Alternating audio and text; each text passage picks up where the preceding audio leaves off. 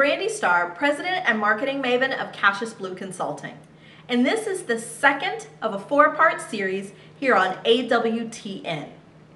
Today, we're going to cover small business branding, what it is, and why it's important.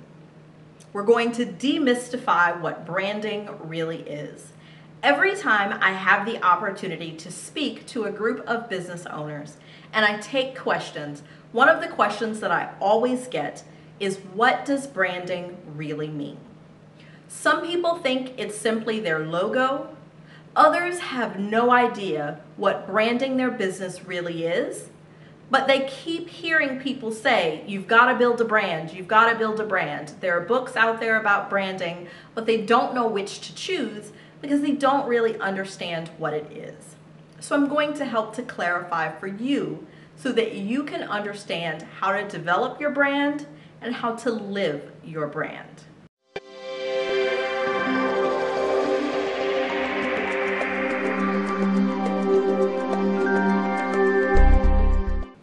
Your business brand is simply the personality of your business. It gives life to your products and services. It's all of the physiological effects of the emotions and the feelings that are tied to your company. I always tell my clients, imagine every time someone talks about your business, you're a fly on the wall and can hear exactly what they say. The adjectives and words that they use to describe your brand or to describe your business is your brand identity. And the process of branding is really to purposefully manage what people are saying about your company. So let's step back a bit. Branding seems to be a foreign concept to most, but we've been constantly exposed to it. I'm going to take you back. For some of you, way back. Let's think about high school. Do you remember in high school there were always different types of cliques? They generally dressed alike, they sat together at lunch, they hung out with the same people, they did the same things. Those that typically wore all leather with the black makeup and the spiked hair, that was the gothic crew. Then you had the cheerleaders who were generally blondes, long hair. They were the popular girls. They sat together at lunch, and those were the ones that made fun of other people. There's all types of cliques that you can remember from high school. Those people were buying into high school brands. There were certain expectations and even stereotypes that were associated with those groups of people. Now in high school, those brands weren't completely purposeful, nor did they stick. In your business, however, you are creating expectations and assumptions from your customers, prospects, and peers based on what you put forth.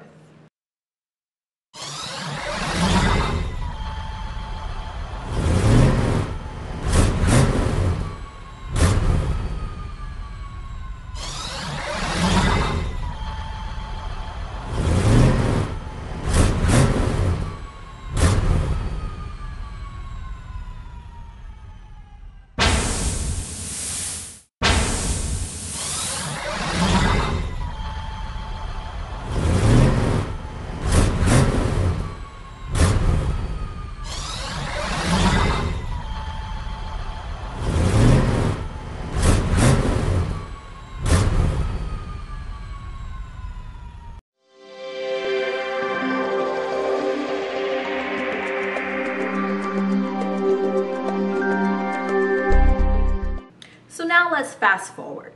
Let's come back to present day and think about some of our strongest brands today. For example, Apple. Apple's brand and their mission is to build the best personal customer experience ever. So if you think about Apple's products in comparison to its competitors, you know that Apple's products are built to last. They are always cutting edge. They stay ahead of the curve. Apple has a lot of fun. They're very unique. And you know when you buy an Apple product, It's going to be as bug-free as possible.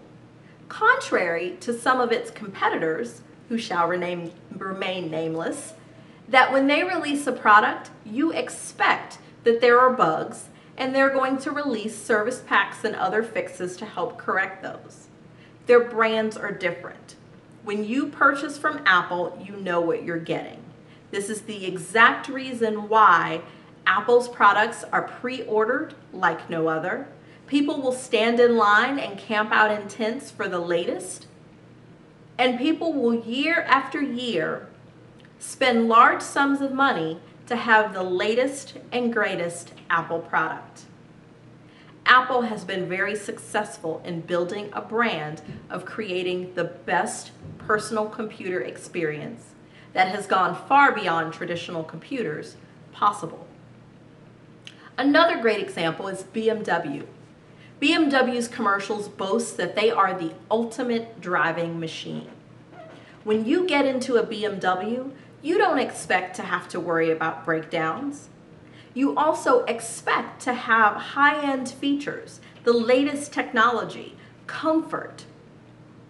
You wouldn't have Honda saying that they are the ultimate driving machine. Honda's brand is on reliability, and anyone that's ever driven a Honda knows you can drive that till the wheels fall off. BMW, however, creates that high-end, sleek brand in everything that it does. You look at the designs of their cars, the ways that they market, those that they cater to, even the neighborhoods that you will find BMW dealerships in. They really embody their brand from an end-to-end perspective. And the third example is Disney. Disney's brand is being the happiest place on earth. I had the pleasure a couple of years ago of having a conversation with someone that used to work at the Disney theme parks in Orlando. And she shared with me her experience in working at Disney and the expectations.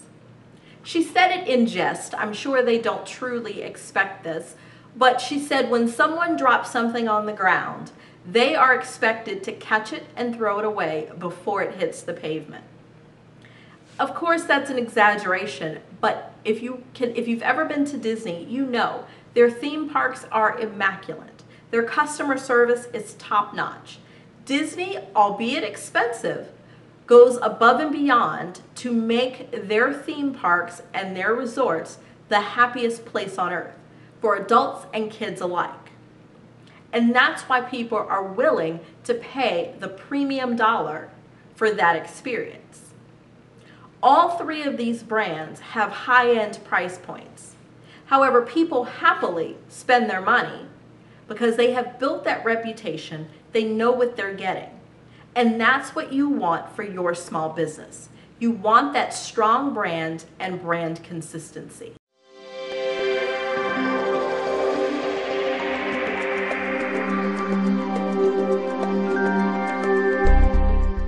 The act of building a brand is purposefully pursuing and taking the actions to shape the image of your company.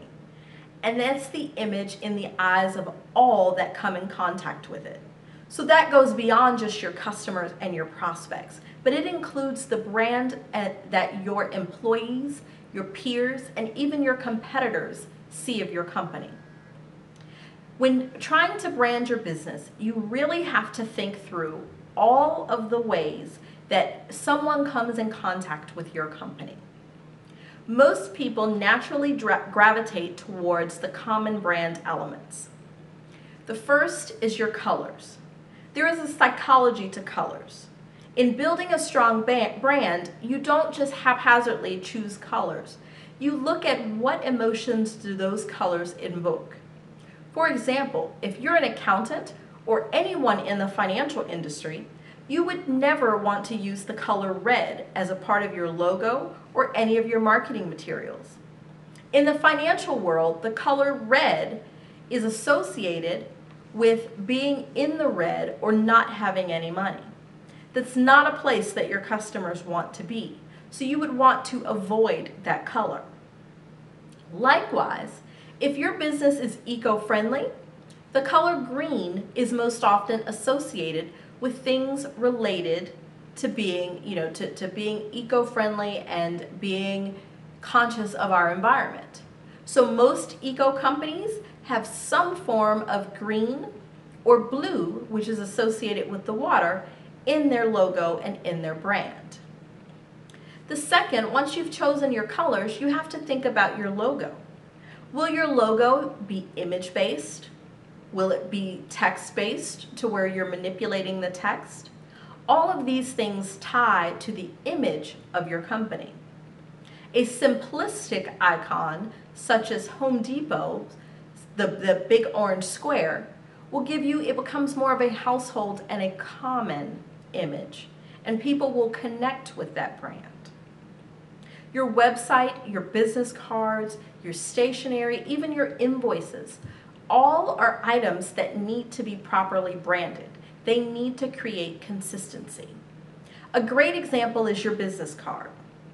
If you've ever been to a networking event, you've come home with a stack full of business cards. And as you look through those cards, they have different colors and shapes and styles. Some have photos, some do not.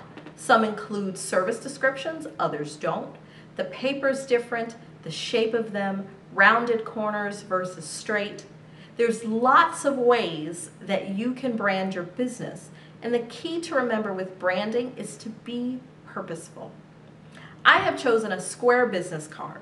They don't naturally fit into a business card case. When I first chose this size and design, my husband laughed and said, "You know people are going to throw those away, right?" But my thought was, if someone meets me and genuinely connects with me, they will find a way to keep that odd-shaped card. And they will remember the odd shape because it is different. Someone who throws my card away would have never called me in the first place. Likewise, I have a client whose target audience is the Neiman Marcus shoppers of the world. She is a very high-end company. And so because of that, she chose a very unique and expensive paper to have her business cards printed on. When she hands that card to anyone, they're going to know that she's top-notch. Her card is very simple because of the industry that she's in, and it all ties to her brand. And for you and your business, it's important that you understand what your company means. What image and personality does it have? And just like you dress yourself for your own personal style, you need to dress your brand, your business for its brand. You need to make conscious decisions. Every point of contact that someone can have with your company is an opportunity to brand your business, to build that strong perception. Anyone that knows me, if you ask them to describe me, they will use the word resourceful and professional or some synonym for it. This is my brand, both personally and professionally. It's something that I have naturally built over the years, and now that I'm a small business owner, I consciously make the effort to make sure that people see me as a resource, as knowledgeable, as organized, as hardworking, as all of the adjectives that I would like to hear people use to describe my brand. Going back to that example of being able to be a fly on the wall, I've actually overheard people talk about my company and about me, and have been very, very proud to hear that they are using the words, the exact words, in fact, that I want them to. A part of branding is also being consistent. If you look at my website, any of my marketing materials, or you've ever heard me speak, you will hear me say that I work with small and micro businesses that are in the 0 to 5 year stage. That's a very specific target market. It's a part of who I am. It's a part of my brand. I use certain terms. I choose to attend certain events. I advertise in certain places, all to create brand consistency. And you have to do the same for your customers. Help people that know your business know what to expect. Create that consistency and build a strong brand.